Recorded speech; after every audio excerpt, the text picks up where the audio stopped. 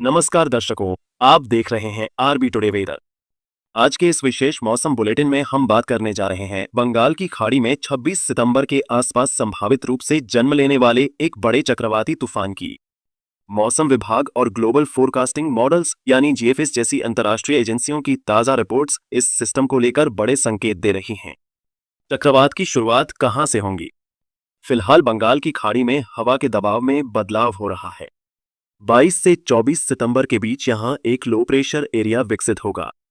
इसके बाद समुद्री सतह का तापमान यानी सी सरफेस टेम्परेचर और हवाओं की दिशा मिलकर इसे धीरे धीरे डीप डिप्रेशन और आगे चलकर साइक्लोनिक स्टॉर्म का रूप दे सकते हैं। वैज्ञानिकों का कहना है कि इस समय बंगाल की खाड़ी का तापमान सामान्य से 2 से 3 डिग्री अधिक बना हुआ है, जो किसी भी सिस्टम को ऊर्जा देने के लिए आदर्श स्थिति है। यही वजह है कि जीएफएस मॉडल इस सिस्टम को काफी ताकतवर चक्रवात के रूप में दिखा रहा है। कौन कौन से राज्य होंगे प्रभावित? सबसे ज्यादा जोखिम ओडिशा तट को माना जा रहा है। यहां समुद्री तूफान की सीधी टक्कर हो सकती है। पश्चिम बंगाल तटीय और भीतरी हिस्सों में भारी वर्षा के साथ साथ तेज हवाएं चल सकती हैं।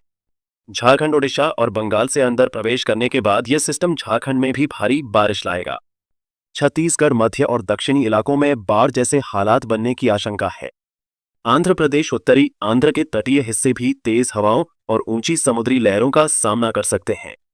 यानी कुल मिलाकर यह तूफान पूर्वी और मध्य भारत के बड़े हिस्से को प्रभावित करने की क्षमता रखता है।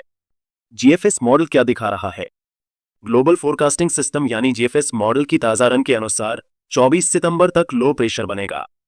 25 और 26 सितंबर को यह सिस्टम तेजी से गहराएगा। 26 या 27 सितंबर के आसपास यह चक्रवात के रूप में विकसित होकर ओडिशा या उत्तर आंध्र प्रदेश के तट पर लैंडफॉल कर सकता है। हवा की रफ्तार लैंडफॉल के समय 90 से 130 किलोमीटर प्रति है। यह अनुमान अभी शुरुआती है, लेकिन मॉडल लगातार इसके मजबूत होने के संकेत दे रहा है। इस तरह का नुकसान हो सकता है।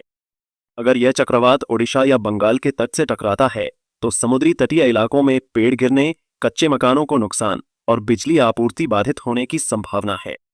कृषि पर बड़ा असर। धान की फसल इस समय बालियां निकाल रही होती है। तेज हवाएं और भारी वर्षा सीधे फसलों को नुकसान पहुंचा सकती हैं।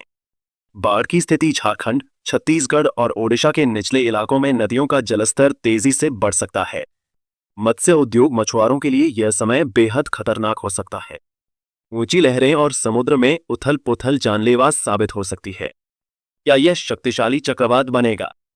मौसम वैज्ञानिकों की राय में इस सिस्टम के पास कैटेगरी 1 साइक्लोन बनने की पूरी क्षमता है। यदि यह और अधिक ऊर्जा प्राप्त करता है तो सीवियर साइक्लोनिक स्टॉर्म भी बन सकता है। हालांकि अभी से इसकी सही तीव्रता का अंदाजा लगाना मुश्किल है। अगले 5 से 7 दिनों की मॉनिटरिंग बेहद महत्वपूर्ण रहेगी।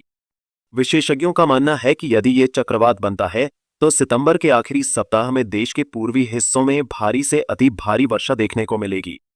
मानसून की विदाई भी इस चक्रवात के कारण देरी से होगी। उत्तर भारत और मध्य भारत में भी बारिश की गतिविधियां बढ़ेंगी।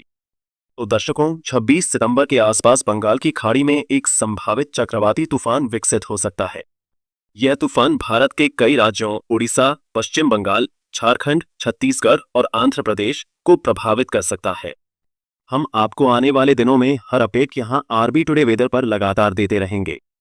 आपसे गुजारिश है कि मौसम विभाग और स्थानीय प्रशासन की चेतावनियों को गंभीरता से लें और सुरक्षित रहें।